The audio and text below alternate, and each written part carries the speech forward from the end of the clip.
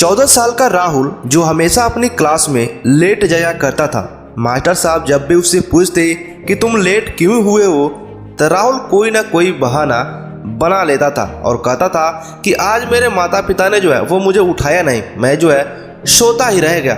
इस तरह से जो तमाम बच्चे हैं वो भी उसकी बातों को सुनते और हंसने लगते।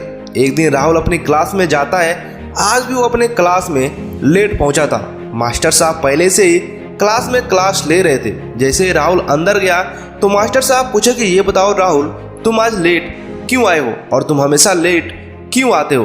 तो राहुल बताया कि मेरे माता पिता जो है वो आज मुझको उठा ना पाए और साथ में मेरा अलार्म भी बजता रहे लेकिन कोई फायदा नहीं हुआ, मैं जो है लेट हो गया। तो मास्टर साहब ने उसको एक बात कही और उसने एक ऐसी बात कही कि अगर आप इस बात को पूरा सुन लोगे आपको भी सुबह उठने से कोई रोक नहीं सकता है। मास्टर साहब ने राहुल से कहा कि ये बताओ कि सूर्योदय कब होता है। तो राहुल ने बताया कि सूर्योदय 5:40 पर होता है। तभी फटाक से मास्टर साहब बोले कि ये बताओ कि सूर्योदय तो रोज होता है, क्या तुम सूर्य को रोज उठाने जाते हो कि चलो आज सूर्योदय करो, आज सूर्योदय करो। तो राहुल बोला नहीं।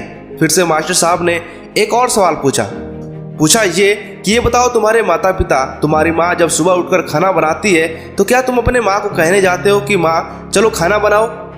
तो राहुल ने जवाब दिया नहीं। तो इस तरह से मास्टर साहब ने कहा कि जब जितने भी लोग हैं उनको सभी अपना अपना काम बांटा गया है। जैसे तुम्हारी माँ को है कि वो सुबह उठकर घर का काम करेगी और जो है वो तुम्हारे लिए टिफिन तैयार करेगी, उसी तरह से सूर्योदय जो है वो 5:40 पर होता है। तो वो 5:40 पर होगा, उसको कोई ना उठाने जाएगा और ना ही उसको कोई बताने जाएगा कि तुम चलो सूर्योदय करो।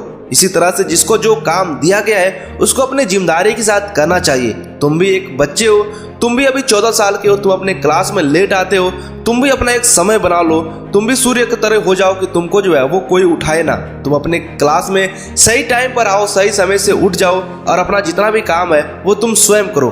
दोस्तों इसके बाद से राहुल जो है वो अपने मन में ठान लिया कि जिस तरह से सूर्य को कोई उठाने नहीं जाता है उस तरह से मुझे भी कोई उठाने नहीं जाएगा। और दोस्तों अगर आप भी देरी से सोते हैं, ज़्यादा देर तक आप अपने बिस्तर में पड़े रहते हैं तो आपको भी ये जो बातें हैं वो आपको जान लेनी चाहिए कि सूर्य को अगर कोई उठाने नहीं जाता है, तुम्हारी माँ को कोई खाना बनाने के लिए ये नहीं कहता है कि माँ चलो खाना बनाओ, तो तुम कैसे लेट सो सकते हो।